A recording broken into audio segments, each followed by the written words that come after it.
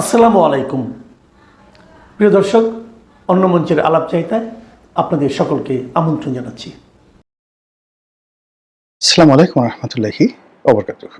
সম্মানিত দর্শক, 2026 সালের ফেব্রুয়ারি মাসের প্রথমার্ধে একটা নির্বাচন হবে, এ ধরনের কথাবার্তা বলা হচ্ছে, কিন্তু দেশের মানুষ বিশ্বাস করছে না। নির্বাচন কি আদৌ হবে? আর নির্বাচন হলে কি হবে? আবার নির্বাচন যদি না হয় তাহলে কি হবে? এইগুলো নিয়ে আসলে খুব আলাপ আলোচনা হচ্ছে। সরকারের পক্ষ থেকে যে সকল কথাবার্তা বলা হচ্ছে সেগুলো পরস্পর বিরোধী। অতি সম্প্রতি ডক্টর মোহাম্মদ ইউনূস আমেরিকা সফরকালে প্রখ্যাত সাংবাদিক মেহেদী হাসানের সঙ্গে যে সাক্ষাৎকার দিয়েছেন, তো সেখানে ফেব্রুয়ারি মাসে নির্বাচন হবে এটি নিয়ে যখন প্রশ্ন করা হলো মেহেদী হাসান, তখন তিনি অনেকটা অমনোযোগী, অনেকটা যাকে বলে এটা ওনার আসলে মানায় না ওনার দিকে, উনি বলার চেষ্টা করলেন যে ফেব্রুয়ারির প্রথম অর্ধে, ফার্স্ট হাফ। ভালো কথা, ফার্স্ট হাফ। তারপর আবার বললেন যে মুসলিম ফেস্টিভ্যাল হবে, তো ঈদ মানে ঈদ উল ফিতর, এই কারণে এটা করা হয়েছে। মানে উনি যে কথাগুলো বলছেন আর যে প্রশ্ন, সে প্রশ্নের মধ্যে যদি আপনি সংযোগ স্থাপন করতে যান তাহলে দেখবেন যে ফেব্রুয়ারি মাসের প্রথম অর্ধে এবং যাকে বলা হয় রোজার আগে একটা নির্বাচন হবে। ইটস নট এ গুড টক, মিলে না। আবার এই নির্বাচন হবে ফেব্রুয়ারি মাসে, এই জন্য আমাদের দেশে যে ফেব্রুয়ারি মাসে ঐতিহ্যবাহী বইমেলা হয় সেটাকে বন্ধ করে দেওয়া হয়েছে। বইমেলা হবে না, মানে ঢাক ঢাক গোল গোল। আপনি গর্ভবতী হয়েছেন, পেটে আপনার সন্তান সন্ততি, এখন সেটা ছেলে না মেয়ে, কবে না কি হবে না হবে কিচ্ছু জানি না, কিন্তু আপনার পেটে সন্তান এসেছে, এই জন্য পুরো গ্রাম আপনি মাতোয়ারে করে ফেলেছেন। সবাইকে খাওয়াও, সবাইকে জিয়াফত দাও, নাচো, গান গাও, থিয়েটার করো, কবিতা আবৃত্তি করো, নবজাতকের আগমনকে সেলিব্রেট করো। পরবর্তী দেখা গেল ঘোড়ার ডিম প্রেগন্যান্টই হয়নি। এরকম ঘটনা যে ঘটে না, নট লাইক দ্যাট। তো সেই দিক থেকে আমাদের যে 2026 সনের যে ফেব্রুয়ারি মাস, এই ফেব্রুয়ারি মাসের নির্বাচন হবে, হওয়া উচিত, আর কোনো বিকল্প নাই। যদি বাংলাদেশে কেউ বিশ্বাস করে থাকে, একমাত্র বিএনপির যারা নেতাকর্মী তারাই বিশ্বাস করেন। কারণও আছে, এছাড়া তাদের কোনো উপায় নেই, এবং এছাড়া তাদের কোনো লক্ষণ নেই। এবং সবচেয়ে বড় ব্যাপার হলো যে কোনো কারণে যদি ফেব্রুয়ারি মাসে নির্বাচন না হয় তাহলে বিএনপিকে বিষ খেতে হবে। এর কারণ ফেব্রুয়ারি মাসে কনফার্ম নির্বাচন হবে, এ কথা ডক্টর মোহাম্মদ ইউনূস এবং তার যারা লোকজন যেভাবে যত শক্তিমত্তা নিয়ে বলছেন, তার চেয়ে অধিকতর কনফিডেন্স নিয়ে, আত্মবিশ্বাস নিয়ে বিএনপি লোকজন বলার চেষ্টা করছেন যে ফেব্রুয়ারি মাসে নির্বাচন অবশ্যই হবে। কেন হবে? মনে মনে ভাবছেন যে আল্লাহ করে দিবে। আল্লাহ বিএনপির প্রতি খুব খুশি, এবং আল্লাহ বিএনপিকে গত 20 বছর যাবত যে পরীক্ষার মধ্যে ফেলেছে, শেখ হাসিনার পতনের মাধ্যমে আল্লাহ এই বিএনপিকে এই পরীক্ষা থেকে উত্তীর্ণ করার সুযোগ করে দিয়েছে। কাজেই এখন পুরস্কারের পালা, ফলাফল ঘোষণার পালা, আল্লাহ এটা দিয়ে দেবে। এটা তারা ওইভাবে বলে না, আমি জাস্ট আপনাদেরকে বোঝানোর জন্য বললাম। অন্তরস্থল থেকে যে এত কষ্ট, 20 বছর ধরে কষ্ট করছে, দেয়ালে পিঠ থেকে গেছে, মেরুদণ্ড বাঁকা হয়ে গেছে, আরো কত কষ্ট, এটার কি একটা প্রতিদান হয় না? আল্লাহর কি বিচার নেই? আল্লাহ কি বিএনপিকে দেখেন না? অবশ্যই দেখেন। এত মানুষের দোয়া, 35% লোকের ভালোবাসা, তো এটা একটা ফলাফল আছে না? কাজেই আল্লাহর হস্তে নির্বাচন হবে, এটা হলো তাদের প্রথম। দ্বিতীয়ত হলো যে তারা সার্টিফিকেট দিয়ে ফেলেছেন। ডক্টর মোহাম্মদ ইউনূস অতিশয় ভালো মানুষ, অতিশয় উচ্চ বংশীয়, অতিশয় শিক্ষিত, আন্তর্জাতিক মানের সম্মানিত ব্যক্তি। সারা দুনিয়াতে তার সম্মান মর্যাদার কোনো শেষ নেই। এটা হলো বিএনপির সার্টিফিকেট।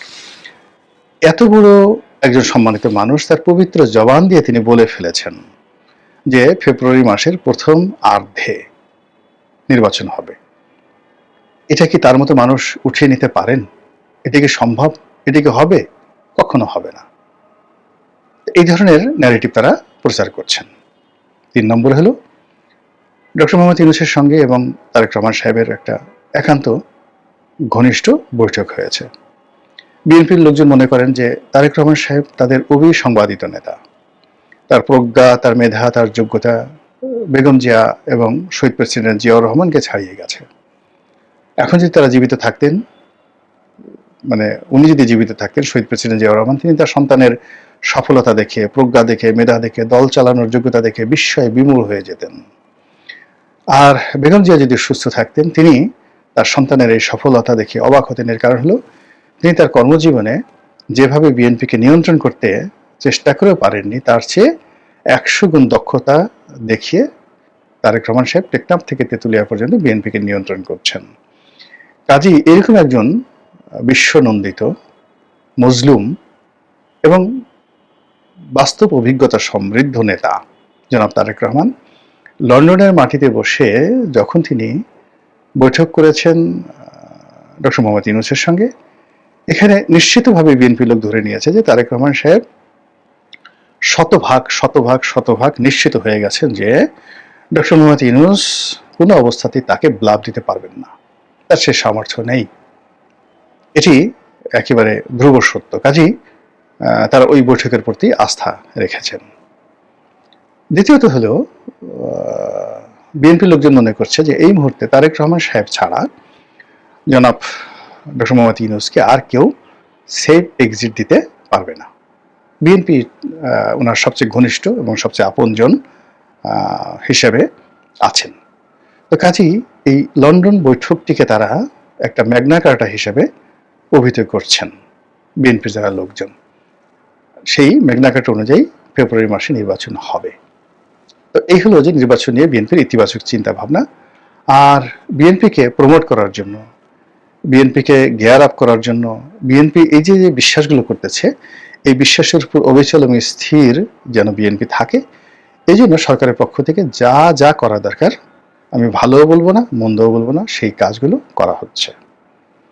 অন্যদিকে সরকারের সাথে এতকাল যাদের সম্পর্ক ছিল, জামাতের, এনসিপির, অন্যান্য যে সকল আমলা কামলা রয়েছেন, তারা মোটামুটি তলে তলে এত চমৎকার কিছু কর্মকাণ্ড করে যাচ্ছেন। সেই কর্মকাণ্ডের ফলে সারা বাংলাদেশে হাহাকার, হতাশা, বেকারত্ব, অর্থনৈতিক দুরবস্থা এগুলো তৈরি হয়ে যাচ্ছে। আন্তর্জাতিক অঙ্গনে এই ফেব্রুয়ারি নির্বাচন নিয়ে নানা রকম নেতিবাচক কথাবার্তা শুরু হয়ে গেছে। আপনি যেমন মেহেদী হাসান, তিনি যে প্রশ্নগুলো করলেন, এর চেয়ে অবমাননাকর প্রশ্ন হতে পারে না যে আপনি কেন এই নির্বাচনকে ফেব্রুয়ারি মাস পর্যন্ত টেনে নিচ্ছেন, যেখানে বাংলাদেশের জনগণ চাচ্ছে আজকে এই মুহূর্তে, অর্থাৎ তারা ইভেন একটা মিনিট সময় দিতে রাজি নয়। আপনি যদি ঘোষণা করেন যে আজকে দুপুর 12টার সময় নির্বাচন হবে, তারা এই 12টার সময় নির্বাচন চাচ্ছে, কেন 6 মাস? এক। 2 নম্বর হলো, যেখানে অন্যান্য দেশ 2-3 মাসের মধ্যে নির্বাচন করে ফেলে, কেন আপনি 1.5 বছর ধরে এই নির্বাচন করবেন এবং নির্বাচনকে প্রলম্বিত করার জন্য আপনি টানাটানি করছেন? তখন তিনি যে কথা বলেছেন, ওটা এই পুরো নির্বাচন প্রক্রিয়াটাকে প্রশ্নবিদ্ধ করে ফেলেছেন। তিনি বলেন যে আমরা তো কেবলমাত্র একটা নির্বাচন দেওয়ার জন্য আসিনি। মানে প্রথমত হলো তারা আসছেন, they have come, they have not invited, they have not elected, they have not selected. বোঝার চেষ্টা করুন।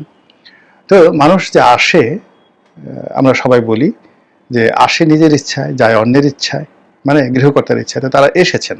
ওনার বক্তব্য হলো যে আমরা এসেছি শুধু নির্বাচন দেওয়ার জন্য না। ইট মিনস তারা স্বেচ্ছায় এসেছেন এবং অনেকটা ভিডির মতো করে আসলাম, দেখলাম, জয় করলাম। কেউ তাদেরকে ডেকে আনেনি। পুরো পরিবেশ পরিস্থিতি যদি তৈরি হয়ে থাকে, সেটা তারাই তৈরি করেছেন, অন্য কেউ করেনি। কাজেই এই যে তারা এসেছেন, এটা তাদের একটা সনদ, আমরা এসেছি, এটাই তাদের একটা শক্তি। বোঝার চেষ্টা করুন। সেকেন্ড বক্তব্য হলো যে আমরা শুধু নির্বাচনের জন্য আসিনি, আমরা এখানে সংস্কার এবং বিচার, সাবেক স্বৈরাচার তার যে বিচার এবং পুরো নির্বাচন প্রক্রিয়া, কনস্টিটিউশন থেকে শুরু করে অন্যান্য শাসনতান্ত্রিক যে সংস্কারগুলো রয়েছে, আমরা এমনভাবে করব যেন এই বাংলার মাটি থেকে আগামীতে কোনো রকম ফ্যাসিবাদের জন্ম না হয়, স্বৈরাচারের জন্ম না হয়। তো কাজেই এটা গেল তার দ্বিতীয় কথা। থার্ড কথা হলো যে আপনি আমাকে বললেন যে নির্বাচন আজকেই চাচ্ছে জনগণ, কিন্তু এটা তো একটা ন্যারেটিভ। কিছু মানুষ অবশ্যই কথা বলছে, কিন্তু আমি তো অনেক মানুষকে দেখেছি অনেক মানুষ আমাকে বলেছে, আপনি থাকুন, 5 বছর থাকুন, 10 বছর থাকুন, 50 বছর থাকুন। তাহলে এই যে ডক্টর মোহাম্মদ ইউনূসের এই যে মনের কথা, তার যে অভিব্যক্তি, তার যে প্রকাশভঙ্গি, তার যে দৃঢ়তা, তার যে মাস্টার প্ল্যান, সেই মাস্টার প্ল্যান অনুযায়ী আমি ফেব্রুয়ারি মাসে নির্বাচন হওয়ার মতো কোনো লক্ষণ এখানে অন্ততপক্ষে দেখতে পাই না। যদি বিটুইন যমুনা, ডক্টর মোহাম্মদ ইউনূস, তার কথা এবং তার ন্যারেটিভকে আপনি বিচার